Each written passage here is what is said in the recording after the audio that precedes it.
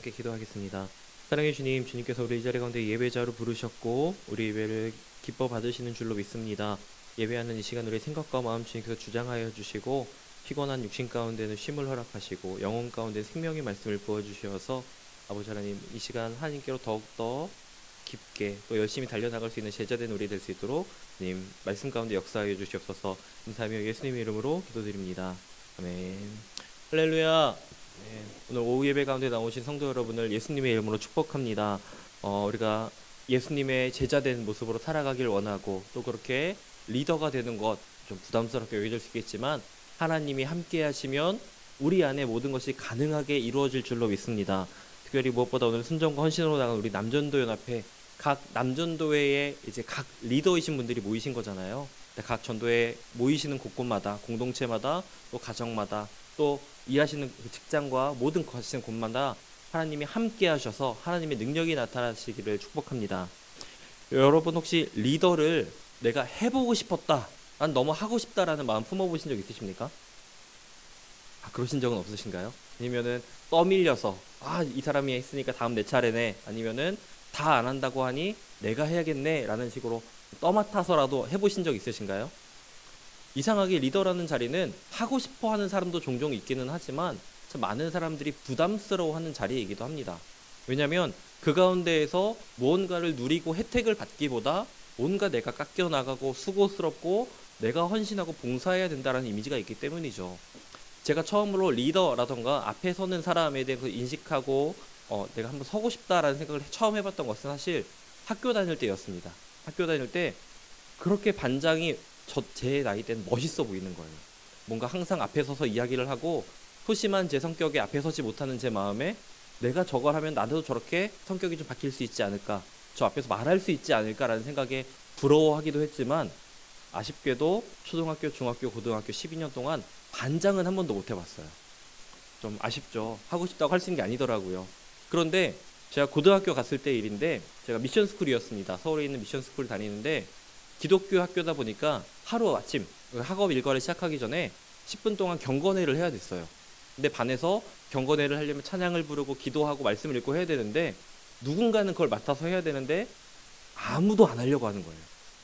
왜? 그 자리는 영광스럽고 명예롭고 그런 자리가 아니라 매일 아침보다 누구보다 일찍 나와서 준비해야 되고 자기들은 관심도 없는 성경 말씀을 읽어야 되고 그 어려운, 우리 권사님들도 어려워하시는 대표 기도를 매일매일 해야 되는 그런 자리다 보니까 아무도 하지 않으려 했고 그럼 제가 할게요 라고 해서 너무 감사하게 3년 동안 그 종교부장으로서 부회장 자리를 했던 경험이 저에게는 처음 리더가 돼봤던 경험인 것 같습니다.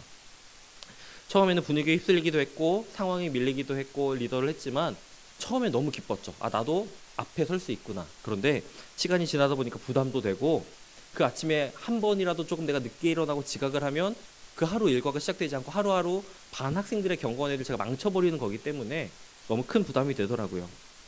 그래서 나중에는 나 안 하고 싶은데 할 사람 없냐라고까지 물어보기까지 했지만 또 아무도 없기 때문에 그렇게 3년을 이어서 했었습니다. 그렇게 리더는 제가 봤던 리더는 힘이 있다거나 능력이 있어서 하는 것이 아니라 봉사와 섬김의 자리로 생각을 하고 그렇게 살아왔습니다.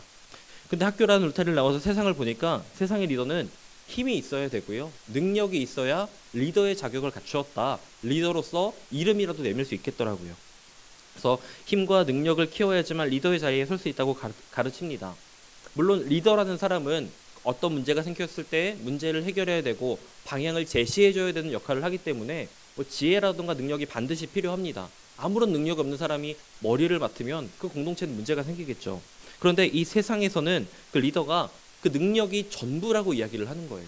그래서 공동체를 위해 그 공동체를 위해서 섬기고 헌신하고 봉사하는 것이 좋은 리더가 아니라 개인의 힘을 얼마나 더 키울 수 있는지, 얼마나 많은 것을 가져갈 수 있는지가 좋은 리더라고 이야기하기도 합니다. 남을 위한 리더가 아니라 자기 중심적인 리더가 좋은 리더라고 가르치고 그렇게 키워나가고 있는 상황이에요. 그래서 그런지 우리 교회 안에도 하나님의 리더에 대한 오해가 생기지 않았나 생각이 됩니다. 하나님의 나라를 위해 세워진 하나님의 일꾼, 하나님의 리더에 대한 오해를 우리가 한번 풀어봤으면 좋겠는데요. 그래서 우리가 제자 된다라는 것이 또 구역이나 공동체 안에서 리더로 세워지는 것이 부담스럽고 싫고 안 하고 싶고 이런 것이 아니라 기쁨으로 받아들여지는 일이고 은혜와 축복된 일이구나라는 것을 우리가 다시 한번 깨달았으면 좋겠습니다. 그렇다면 하나님의 리더는 어떤 사람일까요? 여러분이 생각하시는 하나님의 리더의 모습은 어떤 모습이세요? 딱 안 떠오르시나요? 자, 그러면 옆을 한번 둘러봐 주세요. 네, 왼쪽, 오른쪽, 앞뒤에 앉으신 분들이 바로 하나님의 리더입니다. 옆에 분에게 인사해 보겠습니다. 당신이 하나님의 리더입니다. 네, 반대로 한 번 더. 당신이 하나님이 기다리시는 리더입니다. 아멘, 감사합니다. 하나님의 리더는 사실 별다를 게 없어요. 하나님을 섬기는 사람이고 복음을 전하는 사람이고 씨앗을 뿌리는 사람입니다. 우리 모두가 그렇게 하나님의 제자고 하나님의 리더라는 거죠. 우리 모두가 하나님의 부르심을 받은 하나님의 리더인데 그 부르심을 그 받은 자리에서 하나님 나 못하겠어요 하는 것이 아니라 믿음으로 그래 하나님 부어주시겠지, 은혜를 채워주시겠지 하는 그 믿음으로 순종해서 나아온 사람들이 우리 모두라는 것입니다.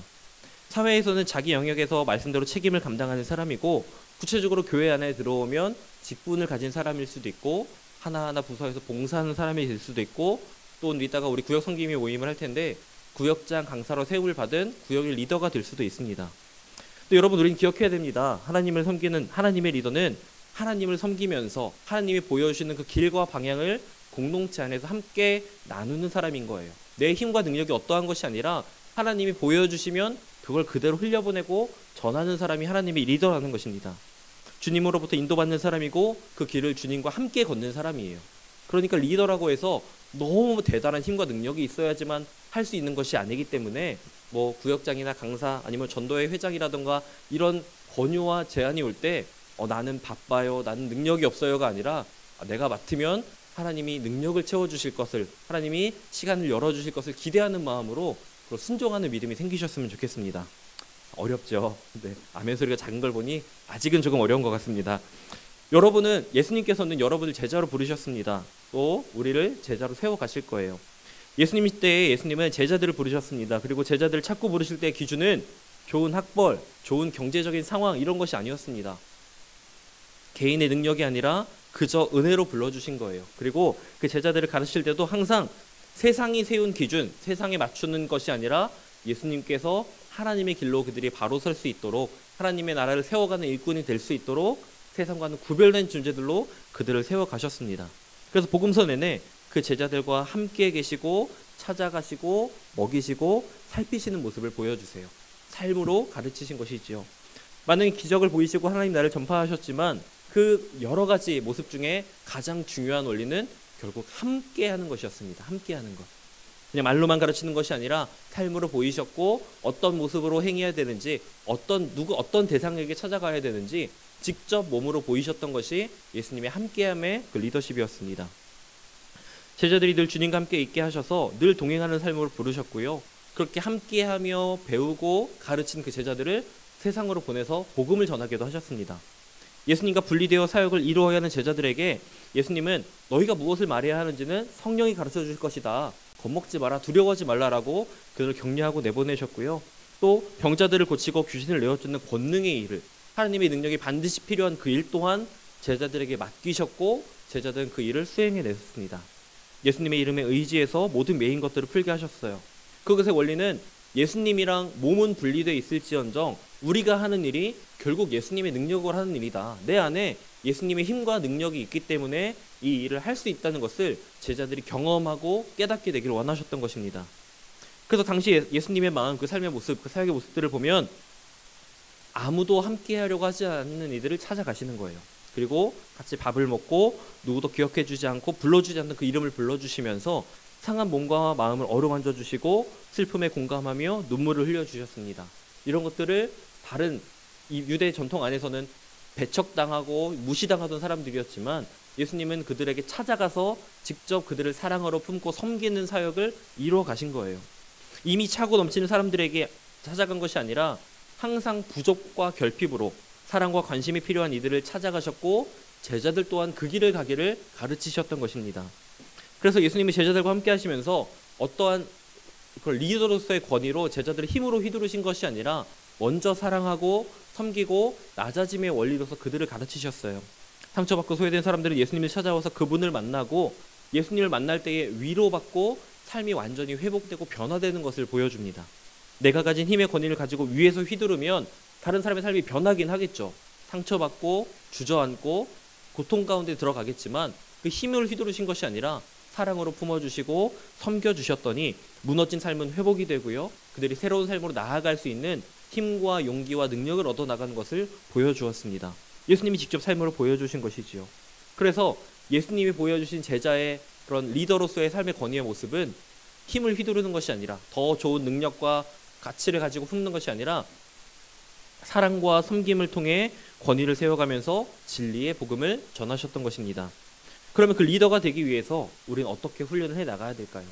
그냥 리더가 되겠다고 자리에만 앉으면 될까요? 리더 맡았으니까 알아서 되겠지 맘 놓고 있으면 될까요? 그런 것이 아니라 하나님은 우리가 리더로서 하나님과 늘 동행하는 훈련을 계속해서 시켜나가고 계시고 또 그 훈련 가운데 우리가 나아오길 원하십니다. 출애굽기 3장 12절에 보면 모세를 지도자로 세우실 때에 하나님이 내가 반드시 너와 함께 있으리라고 말씀을 하셨습니다. 모세는 자신이 얘기했어요. 나 힘과 능력이 없어요. 말도 잘하지 못하고요. 난 그럴 만한 사람이 못 됩니다라고 하나님 앞에 거절하며 나아갔지만 하나님은 내가 반드시 너와 함께 있으리라고 약속을 주셨어요. 그래서 늘 하나님의 임재가 있는 하나님과 동행하는 삶을 모세가 살아갔고 그 힘으로 그 이스라엘 백성들을 인도해냈던 것이죠. 또 민수기 10장에 보면 그 백성들이 함께 이동하는 그 광야 가운데에 온 민족들이 이동하는 규칙을 하나님 설명해 주시는데 함께 가는 법에 대해서 자세히 설명을 하고 있습니다. 이스라엘 자손이 시내 광야에서 길을 갈 때 어떻게 진행했을까요? 구름 기둥, 불 기둥이 있는데 구름이 멈추면 진을 펴고 멈추고 구름이 움직이면 다 같이 움직이는 모습으로 행했습니다. 10장에 그 자세한 내용들이 기록이 되어 있는데 먼저 하나님께서 모세에게 명령하셔서 그들이 진영별로 움직이게 하신 거예요. 어떤 분들은 이스라엘 백성들이 움직이는 모습을 여러 가지 사파나 그림들을 보면서 길게 한 줄로 이어서 가는 그런 모습을 생각하고 그런 모습을 생각하시기도 하는데 사실 진영별로 딱 이렇게 모양을 짜고 동서남북으로 자리를 정한 다음에 그 모습 그대로 진영별로 움직였다고 성경은 기록을 하고 있습니다. 그러니까 움직일 때에 개인이 자기 편한 대로 자기 멋대로 그렇게 자유롭게 움직인 것이 아니라는 거예요. 공동체가 자기가 속한 진영별로 함께 움직였습니다. 개인을 넘어서 모두가 함께 주님과 함께 가는 것이지요. 그래서 공동체가 개개인이 뿔뿔이 흩어지는 것이 아니라 정말 한 몸처럼 하나의 덩어리로서 하나의 공동체로서 그렇게 한 걸음 한 걸음 나아갔던 것입니다. 저도 이스라엘 백성들처럼 수많은 공동체가 함께 움직인 경험은 없지만 혹시 어떤 경험이 비슷할까 생각해봤더니 결국에는 군대 시절로 돌아가게 되더라고요. 군대에서 했던 행군이 생각이 났는데 하나의 큰 대대가 또 그 안에 중대가 소대가 분대가 각각 자기가 속한 그룹 안에서 함께 움직여야 되는 거예요. 내가 체력이 여유 있다고 해서 막 먼저 가버리면 뒷사람은 힘들어서 따라올 수 없게 되고 또 내가 힘들다고 나 혼자 멋대로 쉬게 되면 내가 속한 모든 그룹 공동체가 못 움직이고 기다려야 되는 거예요. 반대로 이렇게 우리가 내 맘대로 할 수 없다는 것을 참 잘 보게 되었던 그런 시간이었습니다. 함께 움직이는 것이지요. 앞에 짐이 무거운 사람이 있으면 짐이 무거워서 지치는 사람이 있으면 여유 있는 사람이 함께 들어주고 너무 지쳐 힘들어하고 있을 때에 같이 도움을 청할 수 있는 하나의 몸으로서 공동체로서 그룹으로서 움직여 나가야 되는 것입니다. 이스라엘 백성들도 그랬던 것이지요. 내가 빨리 가고 싶다고 빨리 가는 것이 아니라 앞선 리더의 걸음을 뒤따라서 뒤에서 서로 도와주면서 서로 의지하면서 하나의 진영별로 움직였던 것입니다. 또 그리고 민수기 10장 28절에 보면 그 이스라엘 백성들이 가는데 그들의 군대를 따라 나갔다고 기록을 합니다. 사실 그 광야 길을 걸어갈 때에 위험이 없이 정말 평탄한 길로 갔으면 좋겠지만 언제 어디서 위험이 찾아올지 모르고 대적을 만날지 모르기 때문에 그들은 항상 군대를 앞세우고 대비하며 나아갔던 것입니다. 군대에는 리더들이 있었고요. 그 민족들은 그 군대를 이끄는 리더십을 인정하고 존중하며 따라갔습니다. 언제든 문제가 생길 수 있음을 또 어려움을 당할 수 있음을 인정하고 앞서가는 리더가 우리를 지켜 보호해 줄 것을 또 올바른 방법으로 우리를 지도해 줄 것을 믿었기에 그들 뒤를 따라갔던 것이지요. 또 그리고 이런 과정 속에서 언약궤가 항상 그 앞에 먼저 나갔다라고 기록을 합니다. 우리가 진영별로 나가는 것도 중요하고 그 안에 군대를 앞세워서 위험을 대비하는 것도 중요하지만 그 모든 일에 앞서서 하나님의 언약궤가 하나님의 말씀이 그들의 앞을 인도했다라는 것이지요. 이것은 하나님의 임재 가운데 가는 훈련이기도 합니다. 민수기 10장 33절을 세번역 버전으로 보면 그들은 주님의 산을 떠나 사흘길을 가는데 주님의 언약궤를 앞세우고 사흘길을 가면서 쉴 곳을 찾았다고 얘기합니다. 언약궤를 앞세우고 언약궤를 가장 앞서게 한다는 것은 결국 하나님의 인도하심을 우리가 믿고 신뢰하겠다라는 고백이죠. 하나님의 말씀을 따르겠다, 하나님의 인도하심을 따라가겠다, 그것이 우리 인생의 목적이고 방향이다라는 것을 눈앞에 보이게 하고 그것을 따라 행했던 것이 이스라엘 백성들입니다. 하나님이 우리보다 먼저 앞서가시며 예비하심을, 역사하심을 믿었던 것이에요. 그리고 모세는 분명 하나님의 인도하심과 복주심을 믿었습니다. 하나님이 함께 하시면 부족함이 없을 것이라고 믿었고 또 그것을 경험했던 사람이었어요. 그래서 다른 이들에게도 담대하게 하나님과 함께하는 이 길 가운데 나아오면 하나님이 복을 주실 것입니다 라고 약속을 합니다. 32절, 민수기 10장 32절에 그 장인을 설득하면서 이렇게 얘기해요. 우리와 동행하면 여호와께서 우리에게 복을 내리시는 대로 우리가 당신에게도 행하겠습니다. 우리와 동행하시면 하나님이 우리에게 복을 주실 것은 당연하니까 내게 주시는 그대로 당신에게도 나누어 드리겠습니다 라는 것이지요. 내가 받을 것에 대한 확신이 없는데 약속할 수 없잖아요. 내가 받을 돈이 없는데 당신에게 돈을 주겠습니다 약속하면 그것은 거짓말이 되겠죠. 근데 모세는 분명 하나님께 내가 복을 받을 것이라는, 하나님과 동행하면 복을 누리게 될 것이라는 확신이 있었기 때문에 그 확신으로 초대했던 것입니다. 주님이 부르셨고 이루어 가실 것을 믿음으로 붙잡은 것이지요. 광야의 그 여정 가운데에 이스라엘 민족의 공동체였던 그 공동체의 리더였던 모세의 기도는 분명했습니다. 35절, 길을 떠날 때에는 하나님, 내가 이 길을 가는 동안 주님의 대적들을 흩으시고 무찔러 주시고, 또 길을 멈추었을 때는 멈추어서 진을 펴고 쉬는 동안에는 하나님의 임재가 있게 해주세요라는 기도를 했던 거예요. 항상 걸음걸음마다 하나님이 동행하시고 지켜주실 것을, 또 멈추고 쉴 때에는 하나님의 임재가 충만하게 그 이스라엘 민족 가운데에 있기를 구했던 것이 모세의 기도입니다. 결국 하나님의 함께 하심을 구하는 모세 위에 하나님이 함께 하셨고 또 하나님의 은혜로 그들을 인도하셨던 것을 우리가 보고 있죠. 다시 신약으로 돌아와서 예수님도 이 땅에 오실 때에 우리의 구원자로서, 그리고 우리와 함께 하시는 임마누엘의 약속으로 오셨습니다. 그 이름만 봐도 예수라는 이름은 우리의 구원자 되심을 의미하고 임마누엘은 하나님이 우리와 함께 계신다는 의미를 가지고 있잖아요. 그리고 제자들을 부르실 때도 함께 있게 하시려고 부르셨다라고 기록을 합니다. 그러면 함께 하는 거, 동행하는 게 그 민족이 함께 움직이는 것도 중요했고 예수님도 그 제자들을 함께 하기 위해 부르셨다고 하는데, 함께 한다, 동행한다의 의미를 조금 더 깊이 살펴보면 어떤 의미가 있는지 한번 살펴보도록 하겠습니다. 제가 신방을 하다 보면 교회에서만 만나는 게 아니라 사업장을 가거나 가정에 방문할 때가 있습니다. 그래서 가정이나 사업장에 방문해서 이제 거기서 꾸며져 있는 모습이라던가 정돈되어 있는 모습을 보면 이 가정이 어떤 것을 좋아하고 싫어하시는지, 또 어떤 것이 가정에서 많은 영역을 차지하고 있는지, 또 그런 것들을 많이 보게 되는데요. 지난주에 한 가정에 신방을 다녀왔는데 그 집이 그랬습니다. 집에 들어가자마자 거실 한켠에 정말 커다란 액자 속에 축구선수의 유니폼이 걸려 있었어요. 다른 분들은 이해하기 힘드실 수도 있는데 정말 축구를 좋아하는 사람에게는 그 프리미어리그의 우승자였던 그 리버풀의 제라드 선수의 유니폼을 전시해 놓고 티켓을 걸어 놓은 그 집사님의 마음이 정말 이분이 축구를 좋아하시는구나, 이분이 그때의 그 감격을 기억하고 싶어 하시고 정말 이것에 열과 성을 쏟고 계시는구나라는 것을 볼 수가 있었습니다. 그리고 그 가정 안에서 사실 그렇게 아버지가 그런 걸 좋아한다고 해서 아내가 받아주지 않으면 전시할 수 없잖아요. 그런데 그 아내분도 그것을 존중해주고 인정해주고 같이 맞춰가는 그 가정의 모습 또한 굉장히 건강해 보이고 부럽고 또 좋아 보였습니다. 얼마나 그 가정이 올바로 세워져 가고 있는지, 또 이 가정이 얼마나 서로를 존중하고 인정해 주는지도 보여주고, 이 가정이 어떠한 방향과 또 어떤 취미를 잘 누리고 있는지도 보여주는 모습이었던 것이지요. 이렇게 함께 한다는 것은 결국 함께하는 이가 어떤 것을 좋아하는지, 무엇을 원하는지, 또 무엇을 싫어하는지, 이런 삶의 핵심적인 가치들을 같이 알게 되고 공유하고 나누는 것이라고 생각을 합니다. 서로 신뢰하기 때문에 생각이나 마음을 공유할 수 있고요. 그냥 겉으로 드러나는 좋아하고 싫어하는 것을 떠나서 진짜로 마음에 어떤 고민이 있는지 그 기도의 제목까지 나누는 것은 사실 함께하는 시간이 어느 정도 있고 내가 이 사람을 신뢰하기 전까지는 그 기도의 제목을 나눌 수 없게 되는 거예요. 그래서 저도 이제 2017년도 우리 교회에 와서 교구를 맡고 신방을 하는데, 첫 해부터 기도 제목을 여쭤보면 기도 제목 좀 알려주세요라고 하면 말씀하시지 못하셨던 것이 4년, 5년, 6년이 지나니까 이제서야 사실 저 이런 기도 제목이 있어요라고 말씀하시는 분들이 계시더라고요. 많은 분들은 아니지만 드디어 이제서야 저한테 마음을 열어주기 시작한 거라고 생각을 해요.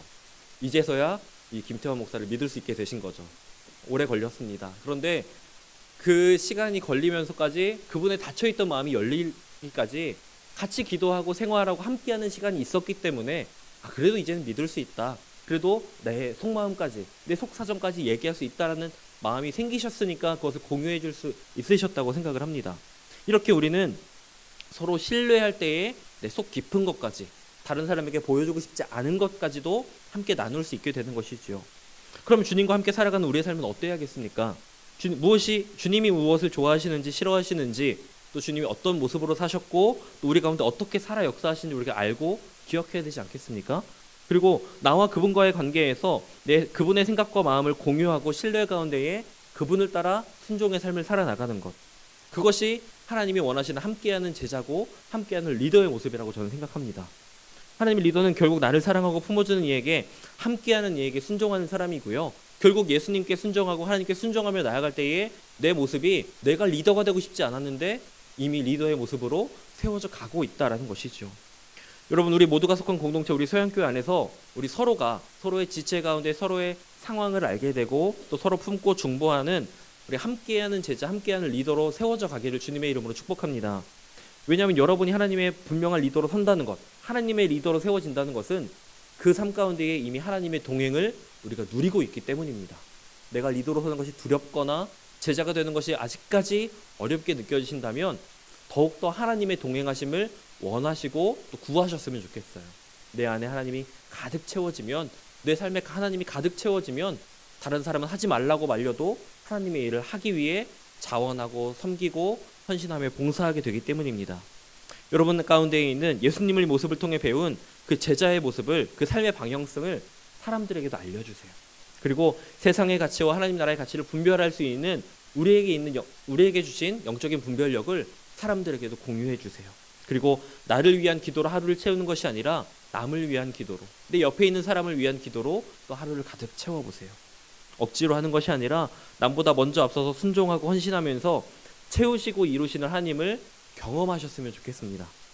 어떻게 그렇게 할 수 있을까요? 어떻게 그 힘들고 어려운 섬김과 봉사, 내가 다 나누어주고 내가 소진될 것만 같은 그 길을 우리는 어떻게 갈 수 있을까요? 우리가 그 약속을 기억하고 믿음으로 취하면 됩니다. 아까 출애굽기 3장에 하나님께서 주신 약속이죠.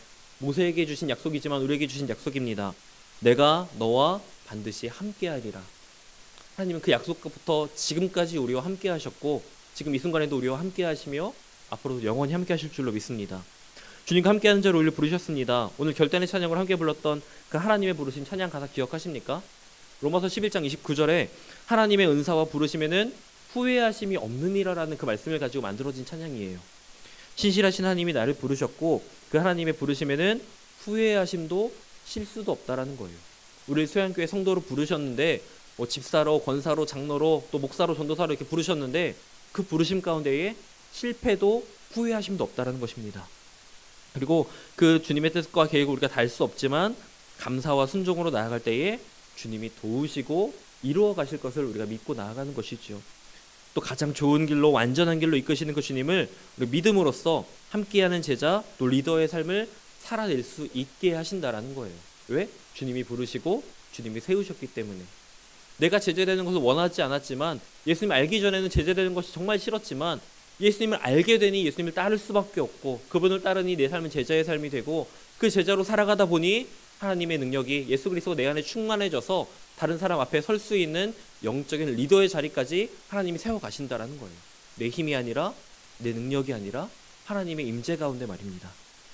고린도서 13장 5절에 너희는 믿음 안에 있는가 너희 자신을 시험하고 너희 자신을 확증하라. 예수 그리스도께서 너희 안에 계신 줄을 너희가 스스로 알지 못하느냐라고 얘기합니다.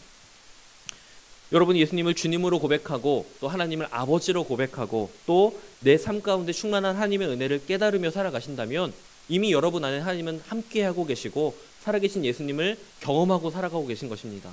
그러면 우리는 리더로 서는 것에, 제자로 살아가는 것을 두려워할 필요가 없어요. 왜요? 내 안에 이미 예수님이 계시니까. 내가 아니라 예수님이 살아가고 계시니까. 또 고린도서 12장 9절에서 10절 사도 바울은 이렇게 고백합니다. 나의 여러 약한 것들에 대하여 자랑하리니 이는 그리스도의 능력이 내게 머물게 하려 함이라. 내가 약한 그때에 강함이라. 여러분 어떠십니까? 여전히 내가 살아있고 내 의의를 나타내기 위해서 살아가느라 급급하고 그 가운데 은혜와 기쁨을 누리지 못하며 살아가고 계십니까? 아니면 내가 한없이 철저히 낮아지고 약해져서 나의 능력 없음을, 나는 아무것도 아닌 존재임을 인정하고 빈 껍데기뿐인 나의 인생 가운데 찾아오신 예수님이 나를 통해 살아가시고 나를 통해 역사하시는 그것을 경험하고 누리며 살아가고 계신가요? 매일의 삶 속에서 나와 함께 하시는 주님을 믿음으로 붙잡고 나아가는 여러분 되셨으면 좋겠습니다. 그리고 내게 주신 그 동행의 증거를 내가 속한 가정과 교회, 우리 공동체 가운데 함께 나누는 거예요. 다른 것, 어려운 것을 배워서 나누는 것이 아니라 내가 경험한, 내가 누리고 있는 그 사랑과 은혜를 그대로 흘려보내는 것입니다. 그렇게 하나님과 함께하는 제자, 공동체와 함께하는 리더로 세워져가는 모든 소양의 성도 여러분 되시기를 주님의 이름으로 축복합니다. 기도하겠습니다.